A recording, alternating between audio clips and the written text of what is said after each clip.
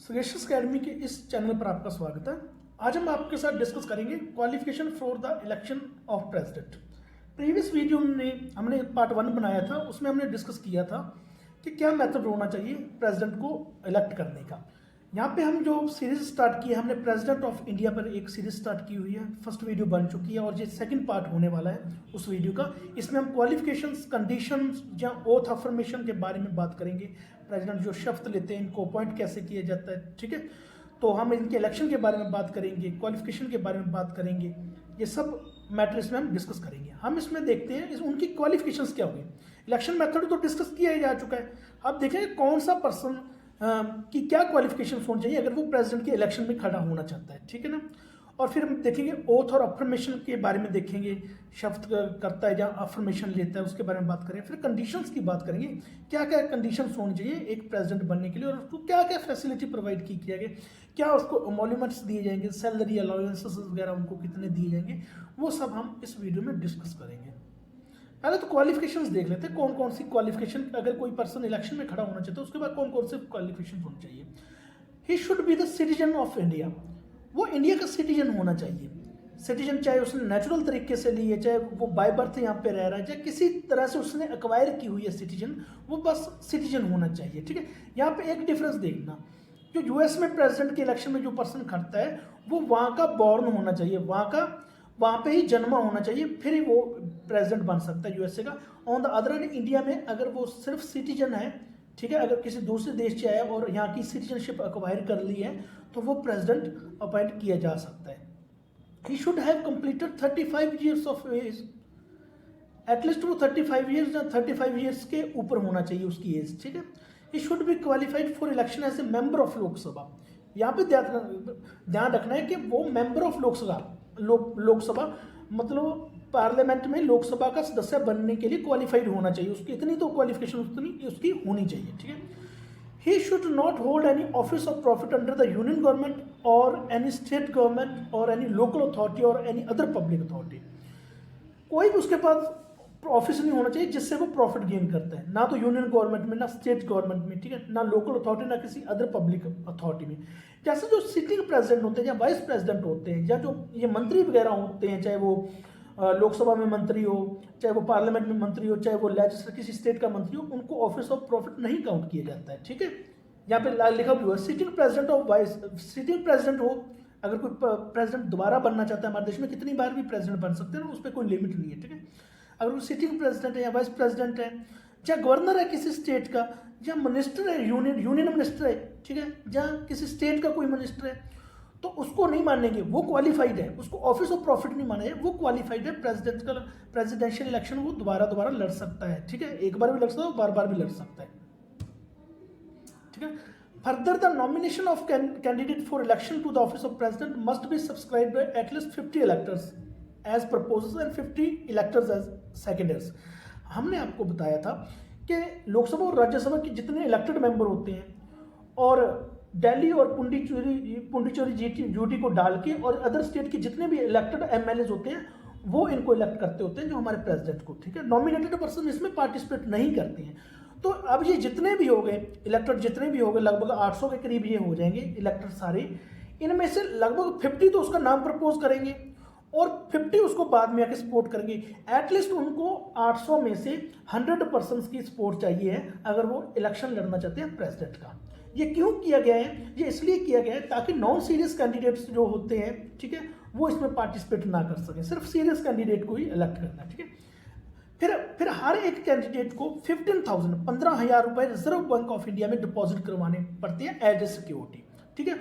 और ये जो सिक्योरिटी होती है, जिसे हम बोल देते हैं कॉमन पार्लेंस में, जिसको हम बोल देते हैं कि उसकी सिक्योरिटी जब्त होगी। ये सिक्योरिटी जब्त की जा सकती है, आरबीआई अपने अकाउंट में ही रख सकता है, सरकार अपने अकाउंट में ही रख सकती है इसको, अगर वो person 1/6 of the votes polled, suppose करो भी 1000 वोट हुई, ठीक है, तो लगभग अगर वो 6% वोट नहीं ले रहा है, नहीं प्राप्त कर पा रहा, 1000 का 6% लगभग 60 बनेगा, ठीक है, 1000 का 6%, ठीक है, लगभग 60 बनेगा। अगर वो 60 वोट 1000 में से नहीं ले पा रहा है या 59 पे भी रुक गया तो उसकी सिक्योरिटी या उसकी जमानत जब्त कर दी जाएगी, ठीक है। अगर वो 60 से ज़्यादा वोट ले रहा है तो उसका जो अमाउंट 15,000 उसने डिपॉजिट करवाया वो उसको वापस मिल जाएगा, ठीक है। 1997 में क्या होता था कि जो सेकेंडर और प्रपोजर जो आपके टाइम में 50 और चाहे प्रपोजर हो वो भी 50 होते हैं, चाहे सेकेंडर्स हों वो भी 50 होते हैं।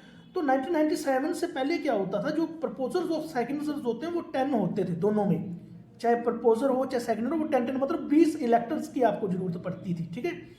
और उस टाइम 1997 में ये डिपॉजिट भी 2500 था, ठीक है। पर आने वाले टाइम में 1997 के बाद इसको 25,000 को बढ़ा के तो कर दिया गया 15,000 रुपये कर दिया गया, 2500 को बढ़ा के सिक्योरिटी जो अमाउंट होगा, ठीक है। और जो प्रपोजर थे सेकेंडर्स थे उनको 50-50 कर दिया गया। अब आपको 100 इलेक्टर्स की जरूरत है अगर आप प्रेसिडेंट का इलेक्शन लड़ना चाहते हैं, और 15,000 रुपये आपको सिक्योरिटी डिपॉजिट करवानी पड़ेगी रिजर्व बैंक ऑफ इंडिया में, ठीक है। अब ओथ एंड एफर्मेशन के बारे में हम बात करते हैं, ठीक है ना। ओथ और एफर्मेशन के बारे में आप थोड़ा ध्यान रखना। जो ओथ होती है, जो हम जैसे कि कसम लेते हैं, ये जो कसम लेते हैं, शपथ लेते हैं, ये तो थोड़े रिलीजियस टाइप की हो जाती है। अब देख लो थोड़े नॉन रिलीजियस नास्तिक पर्सन भी तो पार्टिसिपेट करते होते हैं हमारे इलेक्शन में, किसी भी इलेक्शन में, तो उनके लिए अफर्मेशन होती है, ठीक है। ओथ तो रिलीजियस पर्पज के लिए यूज की जाती है, जो पर्सन रिलीजियस होते हैं वो ओथ ले लेते हैं, और जो नास्तिक होते हैं या नॉन रिलीजियस पर्सन होते हैं जहाँ अपना अपना किसी का फेथ होता है, ठीक है, वो अफर्मेशन, उनको अफर्मेशन के तहत शपथ लेनी पड़ती है, ठीक है। तो ऑफिस में एंटर करने से पहले प्रेसिडेंट को ओथ लेनी पड़ती है, ठीक है, अफर्मेशन लेनी पड़ती है प्रेसिडेंट को, किसी भी पर्सन को, अगर जब वो प्रेसिडेंट इलेक्ट हो जाता है। और ये जो ओथ होती है इसको चीफ जस्टिस ऑफ इंडिया दिलवाता है, नहीं तो अगर chief justice of India absent है तो सीनियर मोस्ट जज ऑफ द सुप्रीम कोर्ट इनको ये शपथ दिलवाता है, ये अफर्मेशन दिलवाता है, ठीक है।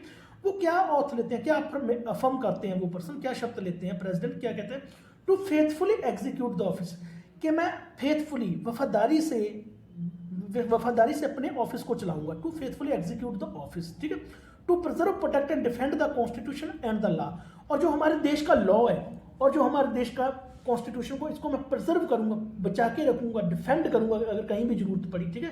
तो कॉन्स्टिट्यूशन को डिफेंड करने, इसका मतलब ये नहीं है कि मैं कोई अनकॉन्स्टिट्यूशनल स्टेटमेंट देने लग जाऊंगा, अनलॉफुल स्टेटमेंट देने लग जाऊंगा, तो मैं अपने कॉन्स्टिट्यूशन को प्रोटेक्ट करूंगा, डिफेंड करूंगा, ठीक है, और लॉ को भी मैं प्रोटेक्ट करूंगा। थर्ड इसकी क्या होगी, क्या कहते हैं, to devote himself to the service and wellbeing of the people of India, ठीक है, अपने देश के लोगों की सेवा के लिए अपने आप को डिवोट करूंगा, अपने आप को समर्पित करूंगा और उनके भले के लिए कार्य करूंगा, ठीक है। The oath of the office to president is administered by chief justice of India, तो चीफ जस्टिस ऑफ इंडिया जो हमारा होता है वो इनको शपथ दिलवाता होता है, और उनके एब्सेंस में जो सीनियर मोस्ट जज होता है सुप्रीम कोर्ट का, वो इनको ओथ दिलवाता है प्रेसिडेंट को, अगर chief justice of India present नहीं है, ठीक है। अगर कोई और पर्सन भी अगर एक्टिंग कर रहा है, प्रेसिडेंट की जगह पे काम कर रहा है, जैसे चीफ जस्टिस ऑफ इंडिया हो गया, चीफ जस्टिस ऑफ इंडिया को जरूरत पड़ जाए, जब पहले तो ऑप्शन मिलेगा, पहले तो मोस्टली ऑप्शन मिलेगा उनको, जैसे कि वाइस प्रेसिडेंट को ऑप्शन मिलेगा, ठीक है, फिर चीफ जस्टिस ऑफ इंडिया को भी कई परिस्थितियों में लगाया जा सकता है, फिर सीनियर मोस्ट जज ऑफ द सुप्रीम कोर्ट भी वहां पे लग सकता है। Any other person acting as president or discharging the functions of the president also undertakes the similar oath of affirmation. अगर हम वाइस प्रेसिडेंट को प्रेसिडेंट बना के, एक्टिंग प्रेसिडेंट बना के उसको प्रेसिडेंट का ओहदा देते हैं, तो प्रेसिडेंट को भी वो ओथ और अफर्मेशन लेनी पड़ेगी जो ऊपर पहले वाले प्रेसिडेंट ने ली थी। आपको इस बात का ध्यान रखना है, ठीक है ना। फिर कुछ कंडीशंस कॉन्स्टिट्यूशन ने रख रखी है प्रेसिडेंट के ऑफिस के लिए, इनको कुछ इम्यूनिटीज दे रखी हैं, जैसे इनको कई केसेस में अरेस्ट नहीं किया जा सकता है, ठीक है, फिर इनका जो अलाउंसेस वगैरह होते हैं उनको कम नहीं किया जा सकता है, ये सब हम इसमें डिस्कस करेंगे, ठीक है ना। He should not be a member of either house of parliament or a house of the state legislature। यहाँ पे देखिए आप कि वो ना तो लोकसभा का मेंबर होना चाहिए, ठीक है, ना राज्यसभा का मेंबर होना चाहिए, ना किसी स्टेट लेजिस्लेचर का मेंबर होना चाहिए, ठीक है। आगे देखना आप, ये बात इन्होंने यहाँ पे लिखी हुई, if any such person is elected as president, अगर कोई पर्सन लोकसभा का मेंबर है या राज्यसभा का मेंबर है या किसी स्टेट लेजिस्लेचर का मेंबर है, he is deemed to have vacated his seat in that house on the date on which he enters upon his office. अगर इन पर्सन को इन हाउस में से किसी पर्सन को भी चुन लिया जाता है, तो जब वो अपने ऑफिस में आके बैठेगा प्रेसिडेंट, जिस दिन अपने ऑफिस को एंटर करेगा उसी दिन अपना पिछला ओहदा, अपनी पिछली पोस्ट को वो छोड़ देगा, वो चाहे लोकसभा का मेंबर हो, चाहे राज्यसभा का मेंबर हो, चाहे स्टेट लेजिस्लेचर का मेंबर हो, उसको अपना ओहदा छोड़ना पड़ेगा जिस दिन वो अपने ऑफिस में आके बैठेगा, ठीक है। अगला क्या है, he should not hold any other office of profit. मैंने आपको बताया कि वो सिटिंग प्रेसिडेंट हो सकता है, वो वाइस प्रेसिडेंट हो सकता है, वो यूनियन मिनिस्टर हो सकता है, स्टेट लेजिस्लेचर में मिनिस्टर होता है, गवर्नर हो सकता है। इसके बिना वो किसी भी ऑफिस ऑफ प्रॉफिट पे नहीं होना चाहिए वो पर्सन, ठीक है, किसी भी इन सभी के बिना, इन 4-5 ओहदों के बिना वो किसी ऑफिस ऑफ प्रॉफिट पे नहीं होना चाहिए। He is entitled without payment of rent to the use of his official residence.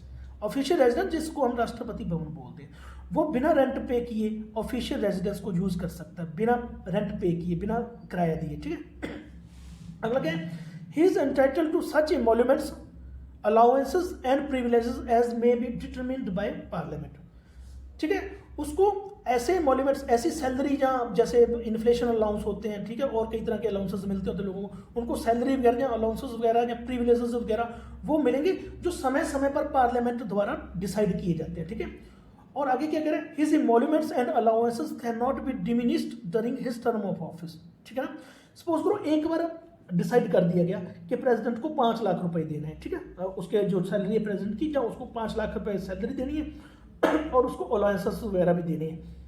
तो जब वो काम कर रहा होगा, जब वो अपने ऑफिस में आ जाएगा, तो उसके बाद जब वो 5 साल तक काम करेगा, 5 साल के बीच बीच में आप उस एमोल्यूमेंट्स को, उस सैलरी को, उन अलाउंसेस को कम नहीं कर सकते, घटा नहीं सकते हैं, ठीक है। तो ये एक कंडीशन है, वो उतनी ही सैलरी पे काम करेगा जितनी उसका जब वो ऑफिस में एंटर कर गया था, जब जितनी उसकी वो सैलरी थी उतनी ही सैलरी पे काम करेगा, ठीक है।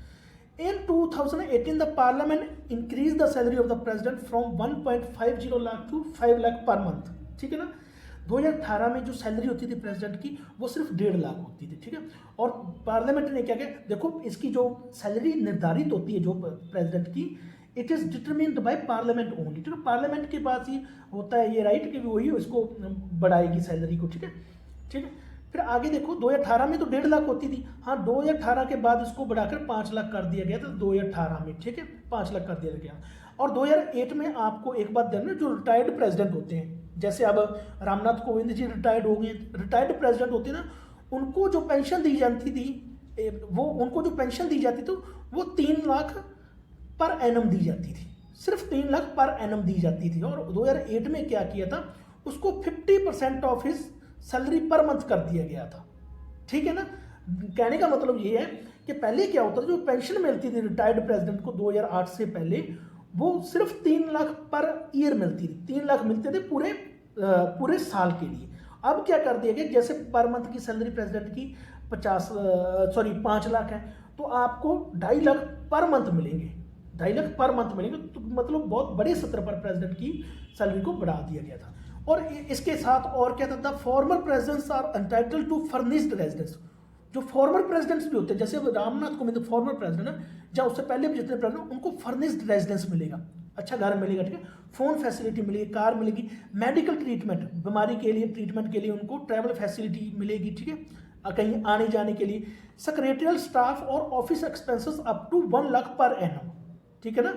देखो आज के टाइम में जो रिटायर्ड जो प्रेसिडेंट है उसको 50% तो अपनी सैलरी के पर मंथ के हिसाब से मिलेगा, 2.5 लाख को आप 12 से कर लो गुना, ठीक है ना, जितना भी बनता है लगभग 2.5 लाख को आप 12 से करो, जितना बनता है उतना तो मिलेगा ही, ठीक है। और उसके साथ क्या होगा, उनको ये सब अलाउंसेस वगैरह भी मिलेंगे, मेडिकल ट्रीटमेंट, ट्रैवल फैसिलिटी और ऑफिस एक्सपेंसेस भी मिलेंगे उनको, ठीक है, लगभग 1 लाख पर एनम। तो अच्छी खासी सैलरी प्रेसिडेंट को, फॉर्मर प्रेसिडेंट को आज के टाइम में मिलती है। और क्या कंडीशंस होगी इसमें, जैसे किसी प्रेसिडेंट की डेथ हो जाती है और उसका जो स्पाउस होगा, चाहे उसका जो हस्बैंड हो चाहे उसकी वाइफ हो, ठीक है, जो उसका जो स्पाउस होगा उसको भी पेंशन कितनी मिलेगी, उसको भी 50% पेंशन मिलेगी रिटायर्ड प्रेसिडेंट की, ठीक है ना। जैसे अगर एक लेडी, मतलब जैसे एक लेडी सपोज करो हमारी प्रेसिडेंट थी, प्रेसिडेंट, उसके स्पाउस को भी 50% मिलती रहेगी, मतलब पेंशन, ठीक है ना, उसके स्पाउस को, उसके पार्टनर को भी, ठीक है।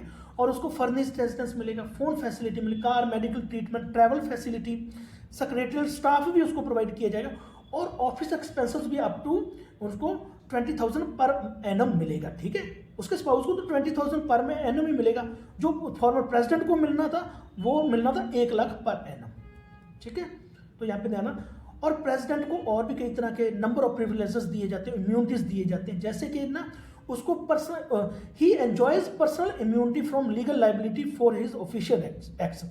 जब वो अपने कोई ऑफिशियल ऑफिस से रिलेटेड को काम कर रहा होता था तो उसको लीगल लाइबिलिटी से छूट होती है, उस पर कोई केस वगैरह दर्ज नहीं किया जा सकता है, उसको पर्सनल इम्यूनिटी होती है, ठीक है ना।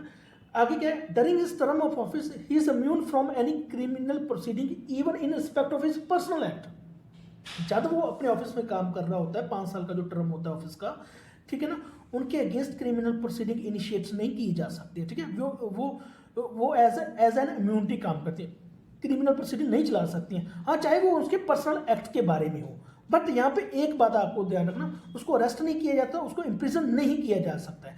But however after giving 2 months notice civil proceeding can be instituted against him during his term of office in respect of his personal acts, ठीक है ना।